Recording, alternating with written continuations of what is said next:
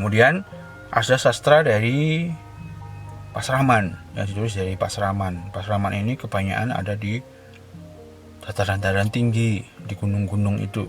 Bahkan ada yang sampai di ketinggian di puncak gunung, contohnya di Gunung Wilis itu, di Kediri itu. Itu bahkan ada suatu pasraman di atas gunung. Kemudian di pasraman-pasraman di pertempuran sungai. Contohnya kayak di pertempuran Sungai Brantas dengan Metro ya kalau di Jawa Timur. Kemudian di sana di daerah Bengawan Sulu itu ada pertemuan dengan sungai, ada pertemuan di situ, ada pasraman kebanyakan di situ. Di Sungai Opak itu juga ada. Kemudian di barat lagi juga ada, di beberapa titik itu ada banyak pasraman. Ya, kalau di kaki-kaki gunung ada di Semeru, kemudian di Ijen dan lain-lainnya itu. Kemudian ya, yang kebanyakan menulis ini adalah kalau di Pasraman itu adalah seorang empu atau begawan. Kalau di pihak keraton ada juga empu atau begawan, tapi yang kebanyakan juga itu adalah cicaleka yang didanai oleh pihak-pihak keraton. Jadi tulisan-tulisannya atau bahan-bahannya itu bagus-bagus sekali kalau dari pihak keraton itu. Kemudian yang dari Pasraman ini kebanyakan juga sangat susah untuk didapatkan karena pasramannya juga sudah hilang. Ada beberapa titik ya memang berkembang, ada di Yogyakarta itu masih berkembang, tapi sudah berubah namanya. Kemudian setelah era kolonial, akhirnya tinggalan-tinggalan itu banyak yang dibawa oleh kolonial, termasuk sastra yang akan kita bahas ini. Sastra ini ditemukan di daerah yang akan kita bahas ini ya. Kita akan masuk ke materi sekarang. Jadi sastra ini, Tambra tepatnya, itu ditemukan di daerah sekitar Sindoro Sumbing ya, Gunung Sindoro Sumbing di Jawa Tengah. Itu ditemukan pada tahun 1803. Akhirnya dibeli ya, ada suratnya ya, dibeli oleh pemerintah kolonial dengan harga 2000 ya, 2000 gulden di waktu itu, sesuai dengan harga pasaran di waktu itu ya.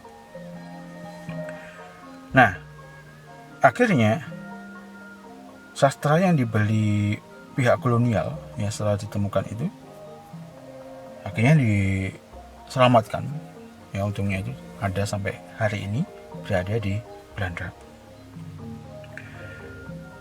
Tidak hanya sastra atau yang kita kenal sebagai Tambra aja ya, di situ itu ada manik-manik, ada patung-patung kecil itu terbuat dari logam, itu semua juga dibeli waktu itu oleh pemerintah kolonial, selamatkan, akhirnya dibawa ke Belanda juga.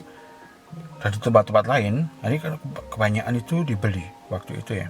Kalau ada itu surat-suratnya itu. Jadi ada pembelian, ada transaksi sesuai dengan harga di zaman itu.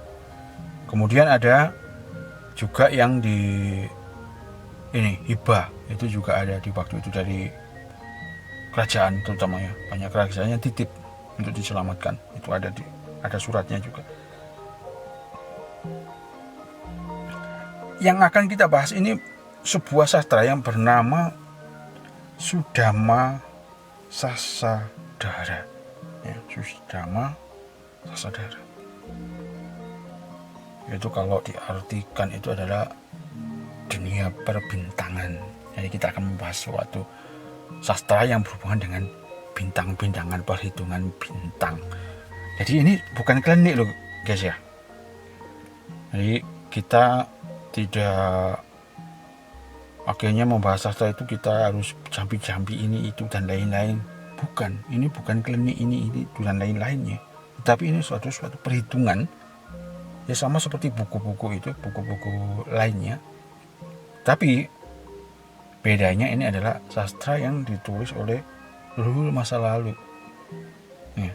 yang tidak diketemukan, ya, yang tidak diketemukan pada teori-teori atau kesepakatan-kesepakatan di zaman sekarang, karena perhitungan kesepakatan dan lain-lainnya itu, logika dan lain-lainnya zaman sekarang ini kan berpatokan kepada Latin, ya, kepada Eropa dan lainnya. Akhirnya sastra Sudama Sastradhara yang ditulis atau dikumpulkan oleh seorang empu yang bernama Empu Sudama, ya, sama namanya Empu Sudama. Ini di sekitar yaitu tempatnya di sekitar gunung, antara gunung Sidoar Sumbi itu, yang mencatatkan perhitungan masa lalu tentang rasi bintang-bintangan di luar angkasa. Ini selesai dirakit, selesai ditulis itu, kalau di Masehi kan itu adalah tahun 48 Masehi. Jadi sebelum Saka. Kenapa kita memakai Masehi? Karena waktu itu Saka masih belum dipergunakan, karena Saka itu dimulai pada tahun 78 Masehi. Nanti kita kalau ada jodoh, ada waktu, kita akan membahas tentang bagaimana sebetulnya perhitungan sebelum Saka di Nusantara.